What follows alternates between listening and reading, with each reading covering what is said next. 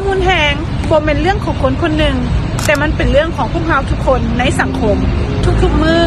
ยังมีแม่ยิงและเด็กน้อยที่ต้องพบกับความรุนแรงบ่ว่าจะเป็นความรุนแรงทางด้านทางกายจิตใจหรือคำเว้าแต่ความเงียบก็บ่เคยช่วยไผได้ขอส่งเสริมเพื่อนๆเข้าร่วมแคมเปญ16 วันต้านความรุนแรงต่อแม่ยิงและเด็กน้อยตั้งแต่วันที่25พฤศจิกายนถึงที่10ธันวาคม2025นี้เพื่อช่วยส่งต่อเสียงแห่งความน่าอยู่ของโลกใบนี้ให้แก่ตัวเองครอบครัวและเพื่อนๆคนอื่นในสังคมให้ปราศจากความย่านกลัวต่อการกระทำความรุนแรง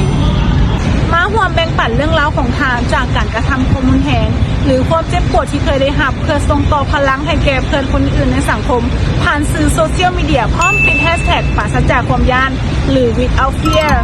หรือสามารถติดตามแคมเปญ16 วันต้านความรุนแรงต่อแม่ยิงและเด็กน้อยผ่านเพจแค่ประจำสปป.ลาวอย่าย่านที่จะเว้าเพราะเจ้าคือกระบอกเสียงที่สำคัญของสังคมเฮามาร่วมมือกันต้านความรุนแรงต่อแม่ยิงและเด็กน้อย